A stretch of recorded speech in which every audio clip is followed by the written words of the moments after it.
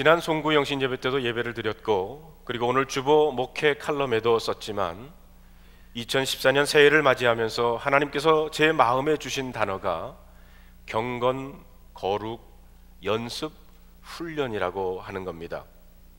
경건이란 하나님과의 관계 속에서 나를 찾아가는 것이라고 했습니다. 그래서 저는 여러분들과 함께 출애굽기를 통해서 경건에 이르는 여정을 함께 걸어보기를 원합니다. 마침 우리 교회에서 사용하고 있는 이 기쁨의 언덕이라고 하는 묵상집 1호로 그리고 2호로 성경 말씀 본문이 출애굽기입니다. 그래서 이제 2개월 동안은 매일매일 말씀도, 그리고 주일 예배 말씀도 출애굽기를 통해서 하나님의 백성이 되어가는 훈련을 함께 하기를 원합니다. 아마 여러분들은 구약성경 출애굽기를 줄거리로 한 10개라고 하는 영화를 보셨을 겁니다. 찰턴 헤스턴이라고 하는 배우가 모세의 역할을 했고요, 그리고 율 브린너가 바로 왕의 역할을 한 아주 오래된 영화입니다. 저도 어렸을 때 이 영화를 봤는데 지금도 잊혀지지 않는 것은 홍해가 쫙 갈라지는 장면입니다. 뒤에는 이집트 군대가 몰려오고 앞에는 홍해가 가로막혀 있는 가운데 모세가 지팡이를 들고 하나님 앞에 기도하고는 바다를 향해 내밀었을 때 바닷물이 양쪽으로 쫙 갈라지고 이스라엘 백성들이 건너는 장면은 아무리 봐도 참 멋있는 장면입니다. 출애굽기는 하나님께서 애굽 땅에서 고난당하는 이스라엘 백성들을 구원해 내시는 이야기입니다. 하나님께서는 그 백성들을 애굽에서 구원하시기 위해서 10가지 재앙과 그리고 홍해를 가르는 기적을 이루셨습니다. 그리고 그들을 시내산으로 이끌어 가셔서 그곳에서 하나님은 그들과 언약을 맺으셨습니다. 나는 너희의 하나님이 되고 너희는 나의 백성이다, 이렇게 언약의 말씀을 하셨습니다. 그리고는 그들에게 십계명과 율법을 주셨고 성막 제도를 대해서 말씀을 하셨습니다. 그래서 출애굽기의 주제는 한마디로 하나님의 백성입니다. 출애굽기는 애굽으로 내려간 이스라엘 자손들이 어떻게 큰 민족을 이루어 하나님이 백성으로 이루어가는 그 과정을 보여줍니다. 그렇기 때문에 우리가 이스라엘 자손들이 어떻게 애굽에서 구원을 받았는지, 그리고 어떻게 하나님을 만났는지, 하나님의 사랑을 받으며 살 수 있었는지를 알고 싶으면 바로 출애굽기를 묵상해야 합니다. 또한 우리는 애굽에서의 구원의 사건을 통해 온 인류를 구원하시려고 하는 하나님의 놀라운 구원의 계획을 읽을 수가 있습니다. 시내산에서 하나님이 주신 계명과 율법, 그리고 성막 제도를 통해서 하나님의 백성인 우리들이 오늘 이 시대를 어떻게 살아가야 할 것인가를 배울 수 있다는 말씀입니다. 우리의 믿음은 때때로 기초도 제대로 놓지 않은 채 너무 높이 올라간 고층 건물과도 같습니다. 그러다 보니까 어떤 일을 당하면 기초가 약한 건물이 흔들리듯이 우리의 신앙 전체가 흔들리는 경우가 너무나 많습니다. 그것은 하나님의 백성이 된다는 것의 의미를 제대로 알지 못하고 신앙생활을 하기 때문입니다. 우리가 구원받고 하나님의 백성이 되었다는 것은 단순히 죽어서 천당 가는 티켓 정도를 따는 것이 아닙니다. 그저 어느 교회 소속이 되어서 교인이 되는 것 정도가 아닙니다. 하나님의 백성이 된다는 것은 정말 놀라운 겁니다. 우리는 앞으로 매 주일마다 출애굽기를 함께 읽어가면서 하나님의 백성으로 이 시대를 어떻게 살아갈 것인지를 배우게 될 것입니다. 저는 그것을 경건에 이르는 여정이라 부르고 싶습니다. 사실 저와 여러분들이 하나님의 백성이라는 것, 하나님의 언약 안에 있는 백성이요 구원받은 하나님의 자녀라는 것은 굉장한 사실입니다. 애굽의 왕 바로는 처음에는 하나님의 백성이 어떤 것인지 잘 몰랐습니다. 하나님의 종 모세가 와서 여호와 하나님이 내 백성을 보내라고 말을 했다, 이렇게 했을 때 바로 왕은 그 말을 이해하지를 못했습니다. 내가 왜 저 사람의 말을 믿고 히브리 사람들을 내보내야 하는가, 이런 생각을 했어요. 그래서 모세의 말을 무시했습니다. 그리고 바로 왕은 히브리인들이 너무 편해서 그런 소리를 한다고 오히려 그들을 괴롭히기를 시작합니다. 사실 바로 왕은 누가 모세를 보냈는지 몰랐어요. 모세를 보낸 하나님은 여호와시고 천지를 창조하신 창조주이시고 그리고 만왕의 왕이십니다.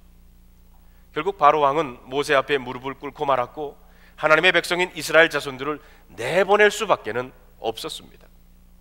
이스라엘 자손들은 바로 왕이 자기 마음대로 할 수 있는 그런 존재가 아니라는 것입니다.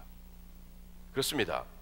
하나님의 백성이 된다는 것, 그리고 하나님의 백성으로 이 땅을 살아간다는 것은 여러분 굉장한 것인 것을 여러분 믿으시기를 바랍니다. 그런데 오늘 우리가 본문에서 제일 먼저 배워야 할 것은 하나님의 백성, 하나님의 나라는 거창하게 시작하는 것이 아니라 아주 미약하게 시작한다는 것입니다.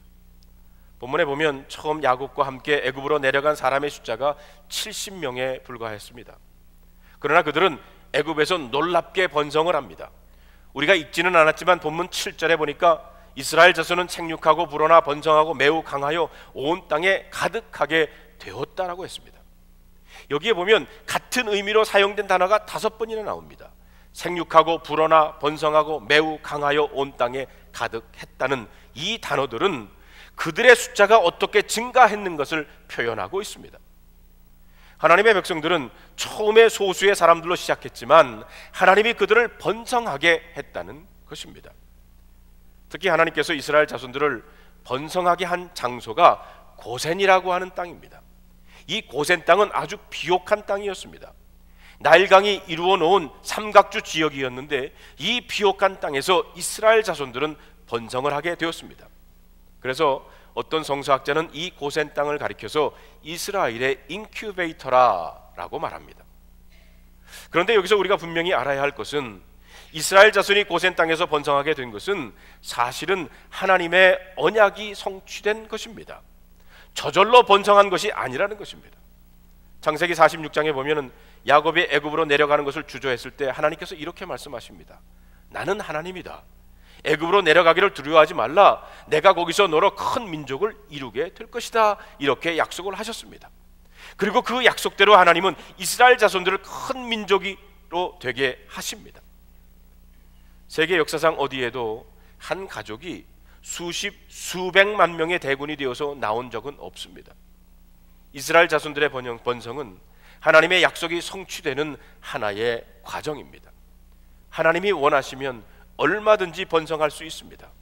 그러므로 여기서 우리가 보아야 할 것은 숫자의 증가가 아니라는 것입니다. 단순히 인구가 많다고 해서 하나님의 백성이 되는 것은 아닙니다.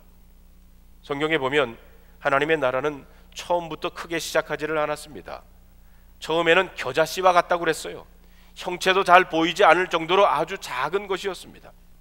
그러나 하나님이 함께 하시면 큰 민족이 될 수 있습니다. 하나님의 나라는 사람의 숫자로 만들어가는 것이 아니라는 겁니다. 인간의 노력으로 만들어지는 것도 아니라는 겁니다. 하나님의 능력으로만 되고 하나님의 말씀으로 반드시 성취되고야 맙니다. 그러므로 우리가 여기서 분명히 보아야 할 것은 하나님의 언약, 하나님의 말씀의 능력이라는 것입니다. 아브라함과 야곱에게 주셨던 하나님의 약속은 시간이 지났다고 사라지는 것 아닙니다. 애굽이라는 땅에 왔다고 하나님의 말씀이 취소되는 것도 아니었습니다. 하나님은 그 약속하신 것 그대로 미약한 사람들을 통해서 이스라엘이라고 하는 한 민족을 만들어 나가셨습니다. 신약에 보면 예수님께서도 이 땅에 오셔서 12명의 제자들을 세우시는 일로 시작을 합니다. 보잘것없는 갈릴리 어부 출신들을 중심으로 한 12명의 사람들을 세우시고 이 땅에 하나님의 나라를 세워나갈 수 있다고 주님은 보셨어요. 사람들의 생각에는 12명이 아무것도 아니라고 생각했을는지 모릅니다. 아마 우스웠을 겁니다. 12명의 제자들 중에 대학 출신도 재발도 없었습니다. 특별히 뛰어난 사람도 없었습니다. 그러나 중요했던 것은 12명이라는 사람이 아니라는 겁니다. 12의 숫자나 갈릴리 어부라는 그들의 신분을 보아서는 안 된다는 겁니다. 중요한 것은 누가 그들을 세웠고 누가 그들과 함께 했느냐는 겁니다. 얼마나 전능하신 손이 그들을 이끌어 나가는가를 보아야 한다는 겁니다. 성도 여러분, 숫자는 중요하지 않습니다. 12명의 제자들을 주님이 세우셨어요. 그리고 하나님이 함께 하셨다는 것이 중요하다는 겁니다. 성경에 보면 예수님께서 오병이어의 기적의 사건을 행하십니다. 보리떡 5개, 물고기 2마리, 5,000명을 먹이기에는 택도 없이 부족한 겁니다. 아주 미약하지만 그것이 주님의 손에 들려 주었을 때 5천 명이 먹고도 12광주리가 남았습니다. 요한복음 6장 6절에 보면 이렇게 주님이 말씀하십니다. 이렇게 말씀하시면 친히 어떻게 하실지를 아시고 빌립을 시험하고자 하심이라. 주님이 계획이 있었다는 겁니다. 주님이 어떻게 하실 것을 아셨다는 것입니다. 사랑하는 성도 여러분, 새해를 시작하는데 여러분의 시작이 미약하십니까? 사업이 미약하고 학업이 보리떡 5개, 물고기 2마리밖에는 되지 않는 것 같습니까? 여러분, 우리 주님이 어떻게 하실지 아시고 계심을 여러분 믿으시기를 바랍니다. 여러분의 삶을 주님의 손에 맡기시고 여러분들을 통해서 이루시고자 하는 그 주님의 기적을 체험하는 한 해가 되시기를 바랍니다. 보십시오. 하나님의 백성들이 미약한 것으로부터 시작해서 큰 민족이 되었다는 것, 더군다나 하나님을 모르는 애굽 땅 한가운데서 놀라운 번성을 이루었다는 것은 우리들에게 놀라운 소망을 줍니다. 이것이 하나님께서 한번 약속하신 것은 환경에 관계없이 사람들의 생각에도 관계없이 반드시 성취된다는 것을 의미합니다. 그러므로 우리 사람들의 숫자, 사람들의 생각을 따르지 말고 하나님의 말씀을 붙잡는 여러분들이 되시기를 바랍니다. 여러분, 새해에는 매일 하나님의 말씀을 묵상하면서 이 하루를 시작하는 여러분들이 되시기를 바랍니다. 그래서 아까도 광고를 했지만 기쁨의 언덕이라고 하는 이 묵상집, 매일 우리 교인들이 같은 말씀을 묵상하고 하나님 말씀 안에 거하시는 여러분과 제가 되기를 바랍니다. 여러분, 이게 1년에 40불이에요 12로 나누면 한 권에 3불 조금 넘습니다. 요즘 스타벅에 가서 뭐 좀 좋은 드링크 마시면 3불이 넘어요. 한 드링크 값밖에는 되지를 않습니다. 그것도 없다, 그래서 말씀 묵상을 못하겠다 하시는 분들은 저에게 오십시오. 제가 거저로 드릴 테니까. 무슨 얘기입니까? 우리가 말씀을 통해서, 같은 말씀을 통해서 말씀 안에 거하고 그 말씀을 붙잡고 이 한 해를 시작하자는 겁니다. 두 번째, 우리가 본문에서 보아야 할 것은 하나님의 백성들을 고난과 핍박 속에서도 결코 넘어지지 않는 사람들이 하나님의 백성이라는 겁니다. 이스라엘 자손들이 애굽에서 번성하여 큰 민족이 되었지만 그들은 애굽 땅에서 아웃사이더, 노예였습니다. 하나님의 백성이 이스라엘 자손들이 이런 고통을 당하게 된 것은 요셉을 알지 못하는 새 왕이 일어나면서부터라고 그랬어요. 오늘 8절에 있는 말씀을 다 같이 한번 읽어보겠습니다. 시작. 요셉을 알지 못하는 새 왕이 일어나 애굽을 다스리더니. 여기서 말하는 새로운 왕이 누구인지에 대해서는 성서학자들 사이에 많은 논쟁이 있습니다. 투트모세 1세라는 학자도 있고 아메 호렙 2세라고 하는 학자도 있습니다. 이 출애굽의 역사를 주전 15세기로 보느냐 아니면 주전 13세기로 보느냐에 따라서 많은 의견의 차이가 있습니다. 그러나 중요한 것은 요셉을 알지 못하는 새 왕이 애굽을 통치하면서 이스라엘 자손들의 운명이 달라졌다는 겁니다. 아마 이스라엘 자손들의 번성은 애굽 사람들에게 두려움의 대상이 되었던 것 같습니다. 9절로 10절에 있는 말씀을 보면 새로운 왕이 이렇게 얘기를 합니다. 이 백성 이스라엘 자손이 우리보다 많고 강하다.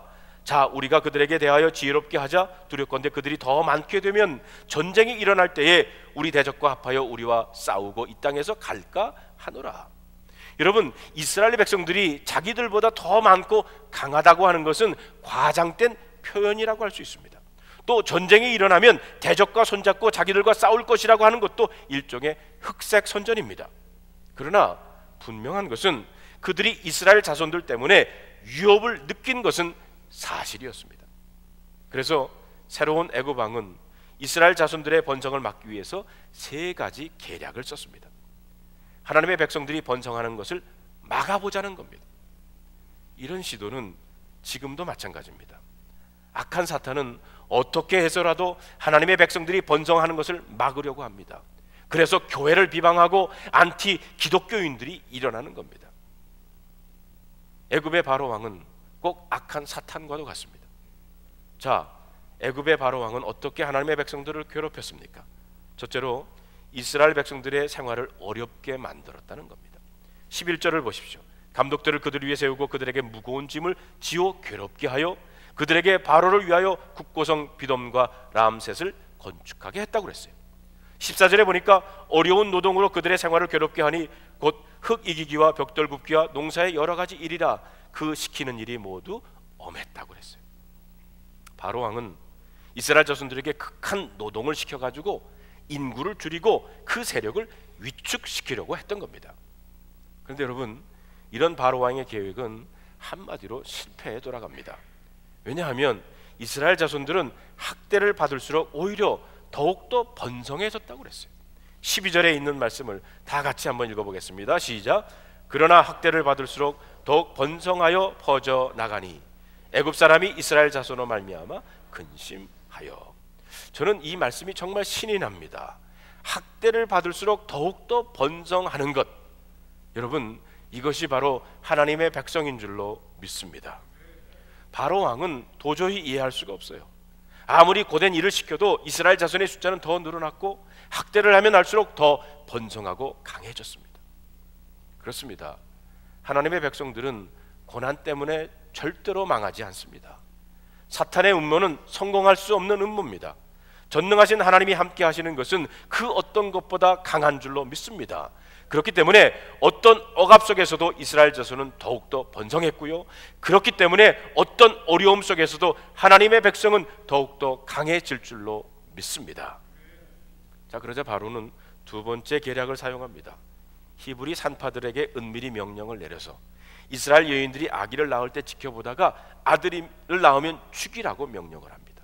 자, 15절 16절에 있는 말씀을 함께 읽어보겠습니다. 애굽 왕이 히브리 산파 십부라라 하는 사람과 부하라 하는 사람에게 말하여 이르되 너희는 히브리 여인을 위하여 해산을 도울 때에 그 자리를 살펴서 아들이거든 그를 죽이고 딸이거든 살려두라. 그런데 여러분, 이 바로 왕의 계획 역시 히브리 산파들의 믿음 때문에 실패로 돌아갑니다. 바로 왕의 명령을 들은 이 두 히브리 산파들은 애굽 왕의 명령을 어기고 남자 아기들을 살려주었기 때문입니다. 화가 난 애굽 왕이 산파들을 불러서 너희가 어찌하여 이같이 남자아이를 살렸느냐 이렇게 추궁을 하자 하나님은 그들에게 지혜를 주셨어요. 그리고 이렇게 대답을 합니다. 히브리 여인들은 다 건강을 해서 산파가 가기도 전에 이미 아기를 낳아 버립니다. 보십시오. 두 히브리 산파 십부라와 부하는 바로 왕보다 하나님을 더 두려워했어요. 바로 왕을 무서워하지 않고 하나님을 더 두려워한 용감한 이 두 히브리 산파는 오늘 우리 시대에 저와 여러분이 그리고 모든 크리스찬들에게 많은 도전을 줍니다. 성도 여러분, 그들은 우리가 참으로 두려워해야 할 분이 누구인지를 알았어요. 우리가 누구 눈치를 보면서 살아야 하는지, 누구의 말을 더 소중히 여겨야 하는지, 누구를 중심으로 살아야 하는지를 알려주고 있습니다. 그들은 해야 할 것과 하지 말아야 할 것을 안 사람들입니다. 서슬이 시퍼런 바로의 왕의 명령을 거역하고도 보란듯이 하나님의 말씀에 순종을 했어요. 한마디로 그들은 몸은 애굽의 노예였지만 정신은 노예가 아니었습니다. 보십시다. 오늘날 많은 사람들이 어떻게 해서라도 좀 잘 먹고 넉넉히 사고 좋은 집에 편하게 살기를 원합니다. 그래서 돈 중심으로 삽니다. 돈이면 안 되는 것이 없다고 말합니다. 돈으로 권력도 사고 돈으로 사람의 마음도 사고 심지어는 돈으로 거짓말을 사기도 합니다. 또 어떤 사람은 사람 중심입니다. 눈에 보이는 사람들을 위하느라 눈에 보이지 않는 하나님은 무시해버립니다. 사람의 말은 소중히 여기면서도 하나님의 말씀은 등한시합니다. 그러다가 결국 하나님을 잃어버리고 맙니다. 그러나 오늘 본문에 나오는 히브리 산파를 보십시오. 그들은 하나님 중심으로 살았습니다. 하나님 중심의 삶이 바로 하나님 백성의 삶인 줄로 믿습니다. 여러분, 자기 생각으로 사는 것은 애굽 사람들의 모습입니다. 자기 방식, 자기 경험을 의지하는 것은 애굽 사람들이 했던 겁니다. 하나님 백성은 하나님 중심으로 살아야 합니다. 우리는 애굽 사람이 아니에요. 우리는 하나님의 백성입니다. 그렇기 때문에 히브리 산파처럼 하나님을 두려워하고 세상의 제의를 거지할 수 있는 믿음의 경건한 사람이 되어야 할 줄로 믿습니다. 여기에 나오는 하나님을 두려워하라고 하는 이 말은 다른 말로 표현하면 하나님을 경외했다는 말입니다. 하나님의 경외는 사실 구약 신앙의 대표적인 단어였었어요. 아브라함이 하나님을 경외했습니다. 그래서 아들을 바치라고 하는 하나님의 말씀에 그대로 순종을 했습니다. 요셉도 하나님을 경외했습니다. 보디발 장군의 아내가 아무리 유혹을 해도 그는 늘 하나님 앞에 서 있는 삶을 살았습니다. 하나님의 백성들은 그러므로 하나님을 경외하는 삶을 살아야 합니다. 자, 그래서 어떻게 되었습니까? 20절에 있는 말씀을 다 같이 한번 읽어 보겠습니다. 시작. 하나님이 그 산파들에게 은혜를 베푸시니 그 백성은 번성하고 매우 강해지니라. 보십시오. 바로 왕이 하나님의 백성들이 번성하는 것을 막으려고 히브리 산파들을 이용하려 했지만 하나님은 오히려 그 히브리 산파들을 통해서 하나님의 백성을 보호하셨습니다. 결국 히브리 산파들은 은혜를 받았고 그 백성은 번성하고 매우 강해졌습니다. 어떤 음모도 어떤 계략도 하나님의 계획을 막을 수 없다는 겁니다. 이렇게 되자 바로 왕은 세 번째 계략, 이제는 공개적으로 남자아이를 나일강에 버리라고 합니다. 22절에 있는 말씀을 읽어보겠습니다. 시작. 그러므로 바로가 그의 모든 백성에게 명령하여 이르되 아들이 태어나거든 너희는 그를 나일강에 던지고 딸이거든 살려두라 하였느니라. 보십시오. 바로 왕은 이제 모든 신하와 애굽 백성들로 하여금 이스라엘 백성들을 감시하게 합니다. 그들을 살펴보고 있다가 태어나는 아이가 아들이면 나일강에 갖다 던져버리라는 겁니다. 그런데 여러분, 우리가 성경에 보면 바로 왕의 이번 계획도 소용이 없었어요. 출애굽기 2장에 보면 바로 왕이 세웠던 이 계략과는 아무런 관계없이 하나님의 종 모세가 태어납니다. 그리고 그것도 바로 왕의 궁전에서 안전하게 자라나게 됩니다. 성경에 보면 모세가 태어났을 때 모세의 부모는 3개월 동안 모세를 감춰 키웠다고 그랬어요. 나중에는 집에서 더 이상 키울 수 없게 되자 모세의 부모는 갈대 상자에 아이를 담아가지고 나일강에 띄웁니다. 그때 마침 목욕하러 나왔던 바로의 공주가 갈대 상자에 있는 모세를 보고는 물에서 건져내어 자기 아들로 삼게 됐습니다. 여러분, 이게 우연이겠습니까? 정말 아이러니하지 않습니까? 바로 왕이 죽이라고 말한 하나님의 백성의 지도자가 바로의 궁전 안에서 가장 안전하게 자라났다는 겁니다. 그렇습니다. 하나님의 백성들은 아무도 망하게 할 수 없습니다. 이 세상 나라는 온갖 음모를 동원하고 박해하며 하나님의 나라를 무너뜨리려고 합니다. 하나님의 백성들은 이 땅을 살아가면서 하나님을 믿는 믿음 때문에 왕따를 당할 수도 있고 어려움을 당할 수도 있습니다. 그러나 여러분, 염려하지 마시기를 바랍니다. 하나님은 하나님의 백성을 통해서 분명히 하나님의 계획과 하나님의 뜻을 이루는 줄로 믿습니다. 여러분, 사람은 힘이 없지만 하나님은 전능하십니다. 어떤 조직이나 행정이나 어떤 위협에도 불구하고 하나님의 백성들은 건재하고 하나님의 나라는 결국 이루어지고 말 줄로 믿습니다. 성도 여러분, 지금 여러분들이 겪고 있는 어려움, 여러분들의 고통 역시 하나님의 백성들을 무너뜨리지 못한다는 것을 잊지 마시기를 바랍니다. 우리가 하나님 안에 있을 때, 하나님 중심의 삶을 살 때 하나님께서는 우리를 구원해 주실 줄로 믿습니다. 마지막으로 우리는 오늘 본문에서 하나님의 백성들이 애굽에서 온갖 학대를 받았지만 그 고난과 핍박은 결국 이스라엘 백성들에게 큰 믿음의 유익이 되었다는 것을 배워야 합니다. 사실 이 땅에 살면서 고난당하는 것을 좋아하는 사람 누가 있겠습니까? 누구나 고통당하는 거 싫어하고 피하고 싶습니다. 그러나 여러분, 바로 왕의 이런 압제가, 이런 핍박이 이스라엘 자손들에게 오히려 삶의 새로운 전환점을 가져다 주었다는 것입니다. 여러분, 불신자들에게 있어서 고난은 그냥 고난입니다. 어려움은 그냥 어려움이지만 하나님의 백성들에게는 고난이 그냥 고난이 아니라는 겁니다.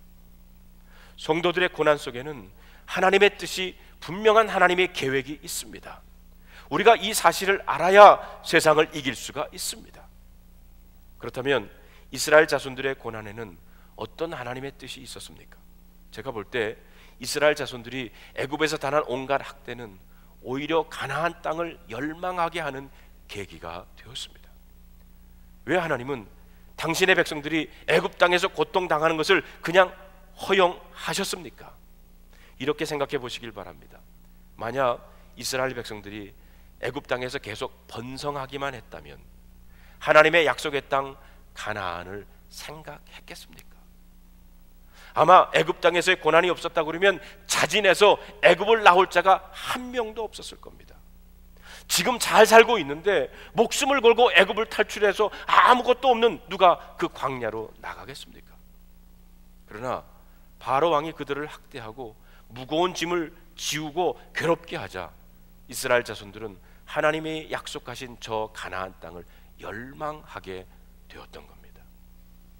지금도 마찬가지입니다. 이 세상이 너무너무 재미있으면 천국에 갈 생각 하겠습니까? 아마 안 할 겁니다. 주님이 좀 늦게 재림했으면 좋겠고 되도록이면 좀 늦게 천국에 가기를 원하겠지요. 우리가 세상을 즐기는 동안 천국의 소망을 갖기가 어렵습니다. 그러나 내가 누리는 번영이 갑자기 고통으로 변하면 무슨 생각이 납니까? 그때는 아마 주님 빨리 오시옵소서 마라나타 라고 할 겁니다. 세상의 고통 때문에 우리는 하늘나라의 소망을 갖게 됩니다. 그렇다고 일부러 고통을 받을 필요는 없지만 우리의 삶에 닥치는 고난이나 어려움에 좌절하지 말라는 것입니다. 애굽 땅에서의 고난이 이스라엘 자손으로 하여금 가나안을 열망하게 했다 그러면 오늘 지금 우리가 당하는 고통 역시 하나님의 은혜를 체험하는 통로가 될 줄로 믿습니다. 어떤 성서학자가 이렇게 말을 했습니다. 애굽 땅은 나일강이 가로질러 흐르기 때문에 애굽 사람들의 생각은 온통 어떻게 하면 그 나일강의 물을 잘 끓여다가 농사를 지을 수 있을까 하는 생각이었었어요. 그래서 애굽에는 수로가 잘 발달되어 있습니다. 그런데 애굽 땅의 삶의 구조와 그 사람들의 철학은 그렇기 때문에 철저하게 땅만 바라보는 겁니다. 그러나 가나안 땅은 다릅니다. 가나안은 농사가 잘 안 되는 땅이고 나일강과 같은 풍족한 수자원이 있는 곳이 아니었습니다. 가나안 땅은 하늘에서 비가 내려야만 농사를 지을 수 있는 곳입니다. 그렇기 때문에 비가 안 오면 큰일이 납니다. 그래서 그들은 늘 하늘을 쳐다봐야 했어요. 말하자면 가나안의 삶의 구조는 하나님을 철저하게 의존하도록 되어 있다는 겁니다. 우리 중에 어떤 사람들은 애국과 같은 삶의 방식으로 땅만 바라보며 이 세상을 살아갑니다. 그들은 바로 불신자요 애굽에 속한 사람들입니다. 그러나 하나님의 백성들은 세상을 쳐다보는 자가 아니에요. 하늘을 바라보는 자들입니다. 그렇기 때문에 하나님은 이스라엘 백성들을 애굽에서 그냥 두지 않고 기어이 가나안 땅으로 이끌어 내신 겁니다. 여러분, 지금 저와 여러분들은 애굽과 같은 세상에 살고 있지만 언제나 우리가 하나님의 백성이라고 하는 것을 잊지 말아야 할 것입니다. 우리가 세상에서 고난당하거나 왕따당할 수 있습니다. 그러나 여러분 분명히 잊지 마시기를 바랍니다. 아무도 저와 여러분 하나님의 백성을 넘어뜨릴 수가 없습니다. 이스라엘 자손들은 학대를 받을수록 더욱 번성했다고 했습니다. 그리고 그 고난과 어려움이 오히려 우리로 하여금 더 하나님의 나라를 열망하는 은혜의 통로가 될 수 있다고 하는 사실을 여러분 기억하고 믿음으로 2014년을 시작하시는 그리고 승리하시는 여러분들이 되시기를 주님의 이름으로 축원합니다.